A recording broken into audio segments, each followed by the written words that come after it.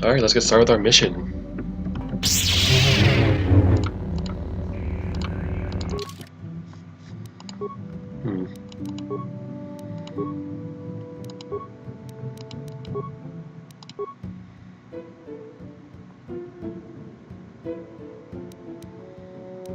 Let's go visit Yavin real fast.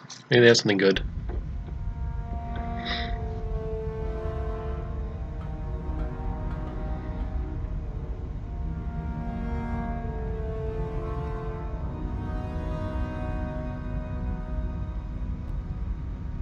Lord Malak, the Star Forge is operating at 200% capacity, far beyond our expectations. I am more interested in the young Jedi Bastila and her battle meditation. Have you learned how she escaped the destruction of Taris? She was aided by Karth Onasi, a decorated war hero of the Republic and a legendary soldier. During the Mandalore Wars, he was honored many times for his bravery. You know this man? Yes, Lord Malak. He served under me when I still followed the Republic. You could say I was his mentor. Interesting. How did you acquire this information, Admiral? An eyewitness, Lord Malak. How are you alive? Calo Nord, a bounty hunter, was there when Bastila and Karth escaped the planet. Apparently they left him for dead. A Jedi and a war hero.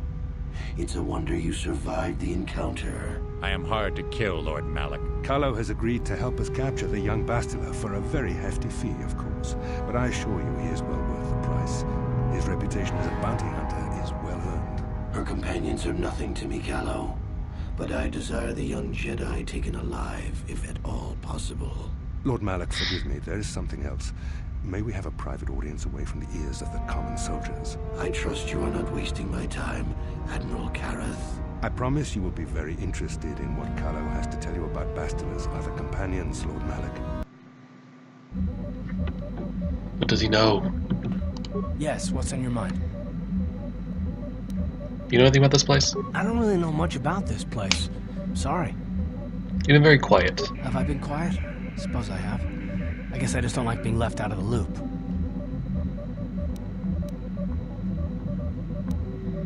I'm not leaving you out of the loop, Karth. No? Well, you certainly aren't helping matters any either. And it's really starting to irritate me. For one thing, I want to know what the Jedi Council said to you. They pulled you in there and refused to tell me a thing about it. I'm rather curious to know what went on, and why they didn't keep you on Dantooine for training. Isn't that strange?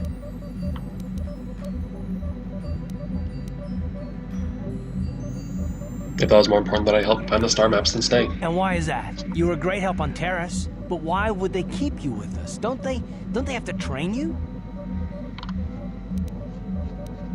They said there's a bond between Bastila and myself. A bond? What kind of bond? You mean to say that they told you that you were tied to Bastila in some way? I have trouble believing that. You're a neophyte Padawan who's been saddled with the responsibility of tracking down these star maps. Why? That's not normal. I am not trying to provoke you or to imply that you're somehow responsible for the Jedi Council, but give me a hand here. There has to be a reason.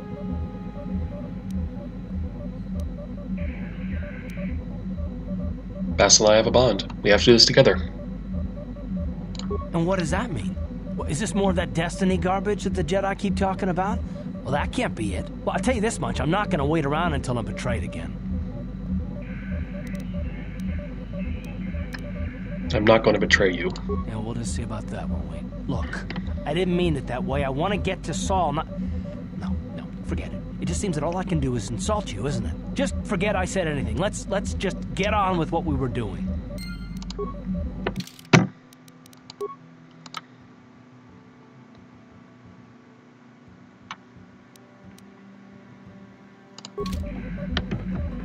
How can I help? You want to speak to me? Yes, I did. I wanted to speak to you about our mission and what lies ahead for us. It seems fate, or the Force, is driving us into a confrontation with the Dark Lord. You must prepare yourself for when we face Malak. The confrontation will be difficult for you. I remember how hard it was when I first faced Revan. Is it true you killed him? It's true that due to my battle meditation, I was with the Jedi Strike team that boarded Revan's ship. We did not kill Revan, however.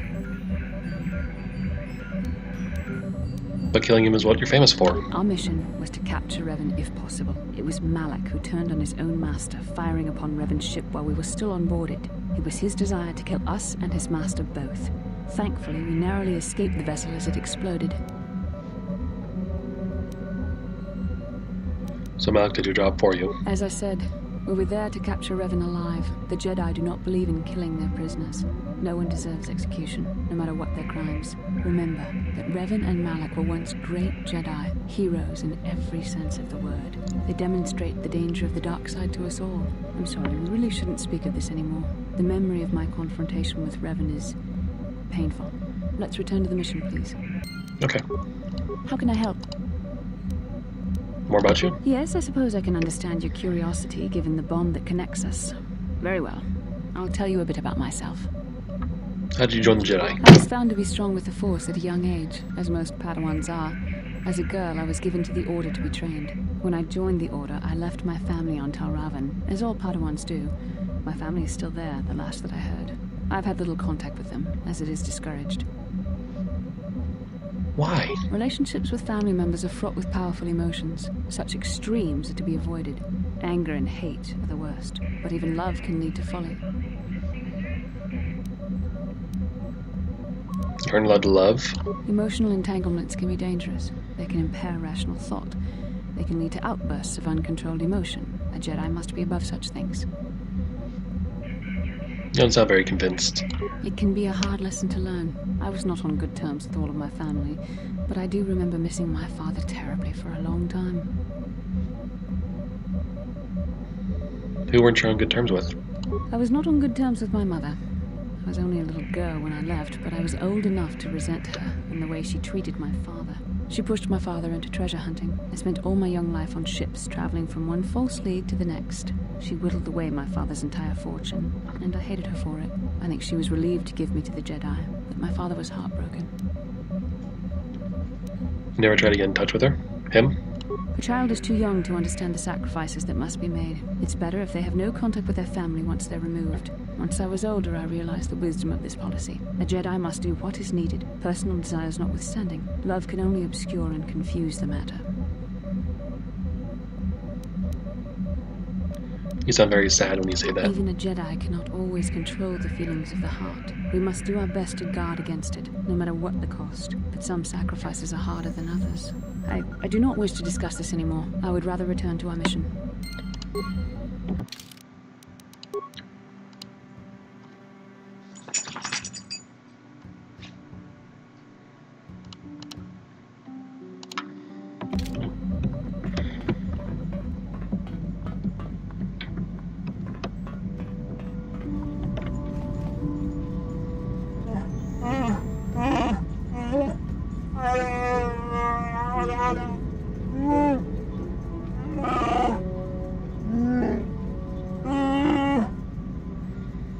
What do you mean?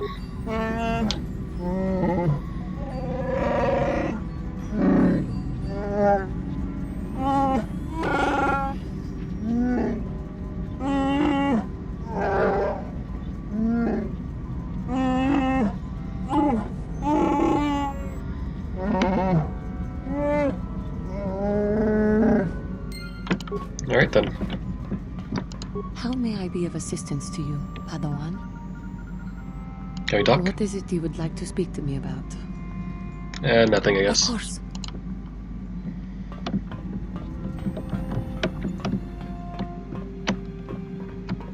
Candaris, Yeah, what do you want? any more war stories? You want another war story, huh? You want to hear about some other world getting wasted, eh? I knew you were the type. Your stagnant republic has never seen some of the strange creatures and races we fought on the Outer Rim in those years. And you never will now. What do you mean? If a world isn't strong enough to defend itself, it's basically forfeit. But this story is about something a little different. We were going through the asteroid fields of the Crispin system at the very edge of the galaxy, playing with the pirates and smugglers we found there. The main belt in the Crispin system consists of mainly small rocks covered in frozen methane gas shells, and the pirates were using them for cover. Ha! I remember using a thermal generator to cause the outer layer of one of the asteroids to vaporize in a picosecond. It blew out and shredded the 3 smugglers using it for cover. But that was a mistake. Did it backfire? The asteroid I had targeted was smaller than most, maybe a dozen meters on a side. On the outside, it looked the same as any other, just a ball covered in frozen gas. But something must have been inside it, something inactive in the cold. The heat of my blast might have triggered something or woken something up. After I'd hit it, spots of light and heat appeared all over the thin shell, still covering it, evaporating the gases. What lay underneath looked like some sort of rocky growth. A deformed rock, pitted by scores of micrometeorite scars. I think something even older might have been inside that. What happened next? It started rotating faster and faster as we watched it. After a second, it started spraying fire, thermal projectiles that melted our armor like wax. We were caught completely by surprise. Before we could counterattack, it fled at an incredible speed. A ship? We couldn't catch it, but we could follow its hyperspace wake. We followed its trail as far as we could, heading away from the galactic core. When it finally led beyond the edge of our galaxy, we abandoned our efforts. Anything that wants to commit suicide in that great void is not worth our trouble trying to catch. That's the only story I have for now. I'll tell you some more stuff later if we get the chance. Is there something else you want to know? Stimulants? Hey, don't worry. Damn A it. real warrior knows his own... There anything... Nothing. You're...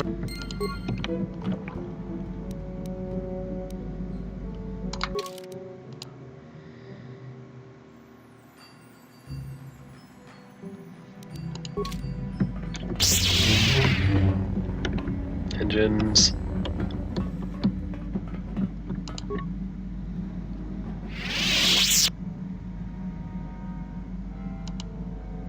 Examine.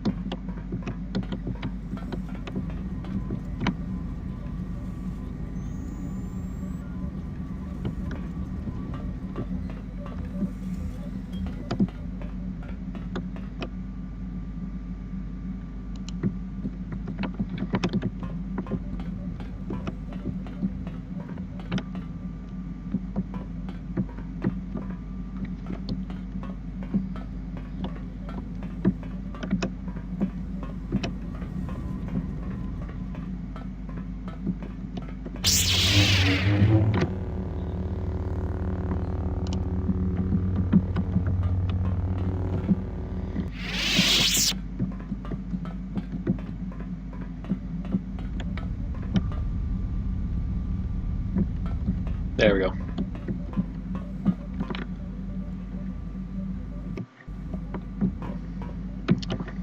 Kipuna, Bonanakichu. Hey, what are you doing here? Selima Wanga Kunbikin. I don't understand what you're saying. Mucho shakapaga. I still don't understand.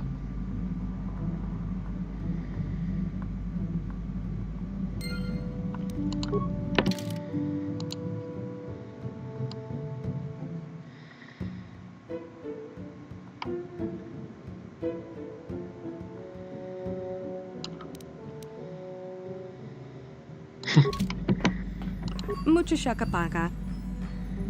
Can you tell me your name?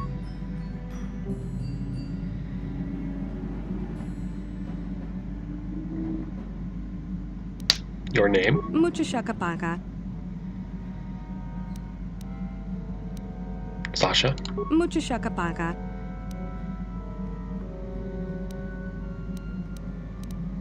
Tonki ba non tontek.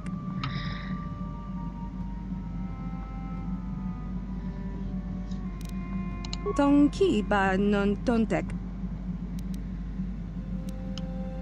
Tongki ba non tontek.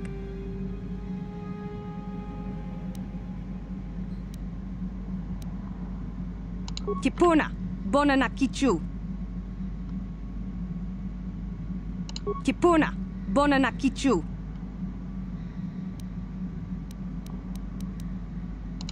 Dong abuk shami no nok. Mucho shakapaka. Dong abuk shami no nok. Dong abuk shami no nok. Dong abuk shami no nok.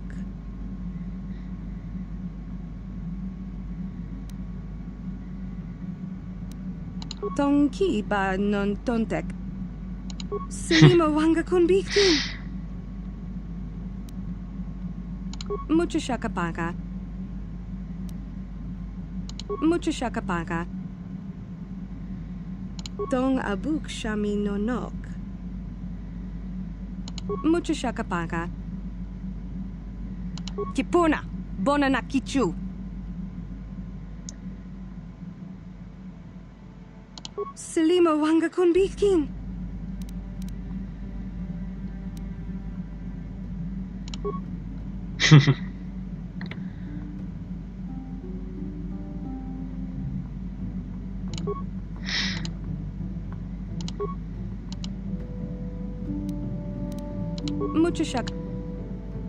Mucho shakapa. Dong abu. Mucho shaka. Dong abuk shami no nok. Mucho shakapaka. Selima wanga kon biktin. Kipuna, bona na kichu. Kipuna, bona na kichu. Tongki ba non tontek. Tongki ba non tontek.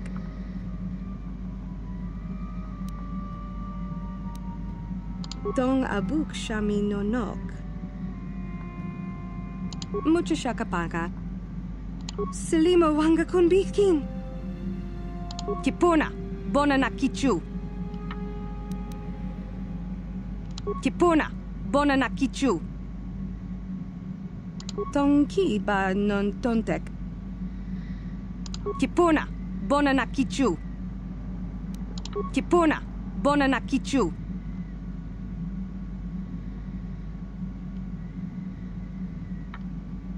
Kipuna, bona na kichu. Tongki ba non tontek. Selima wanga kon biktin.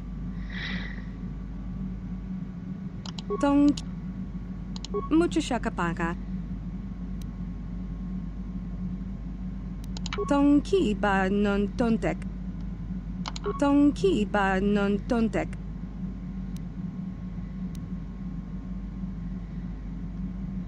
Mucho shakapaka.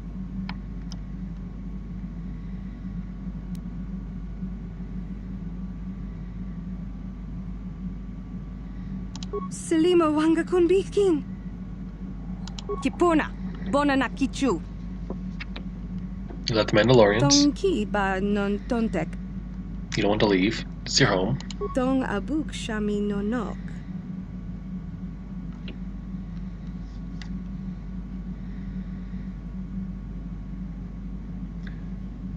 It's not your first home.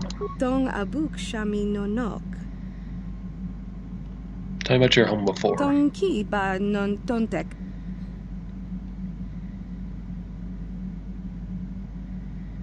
Dong abuk shami no nok. Yes, you can go home.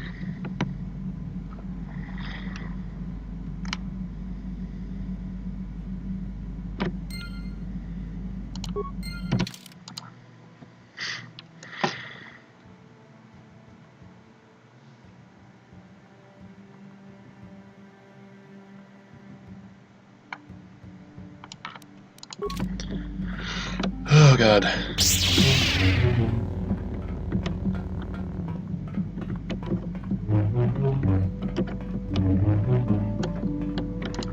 Hey there. What can I do for you?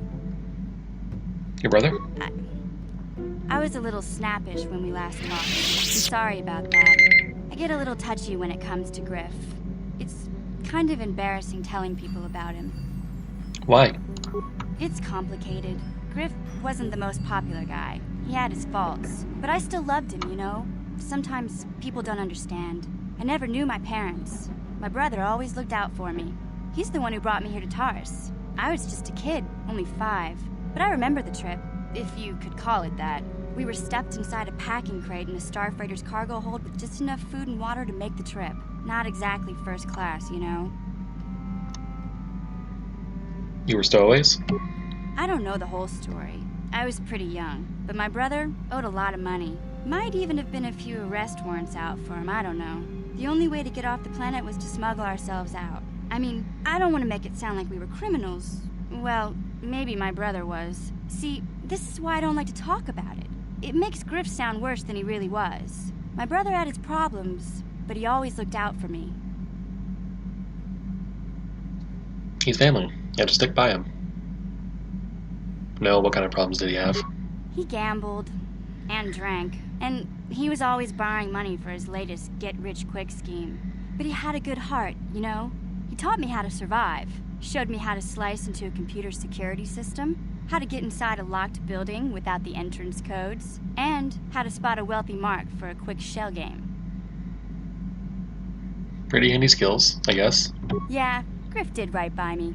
I really miss him since he left. I keep hoping he'll come back someday. He promised me he would. Why'd he leave? He fell in with a bad crowd. It's all Lena's fault. She's the one who took him from me. Just batted those long lashes at him and off he went.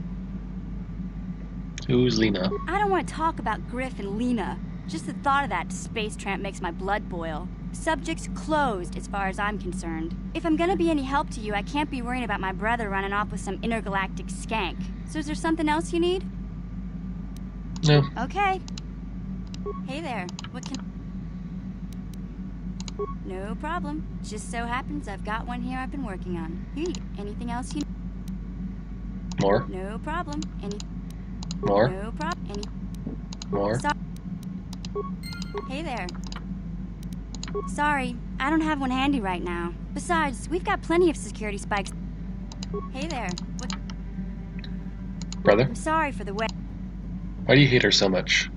My brother and me had a good thing going. Sure, Griff had his run-ins with the law on Terrace, but we got by okay, until Lena came and ruined everything. She was a dancer at the cantina where my brother used to go play Pazik. Griff could be a real smooth talker, and it wasn't long before the two of them were dating. But Lena was used to dating rich Teresian nobles, guys with mountains of credits. Griff could never give her the lifestyle she was used to, no matter how hard he worked.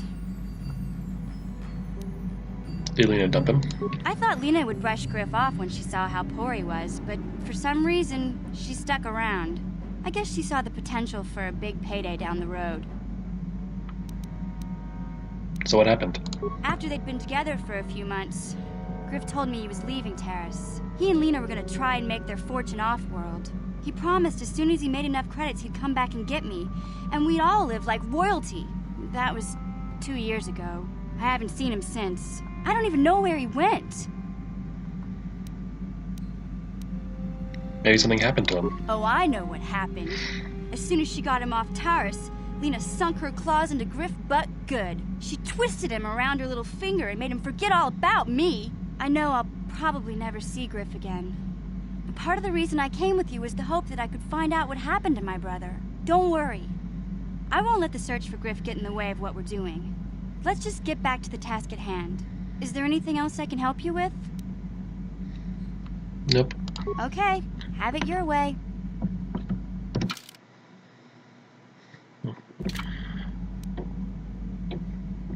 Weird she doesn't have a quest.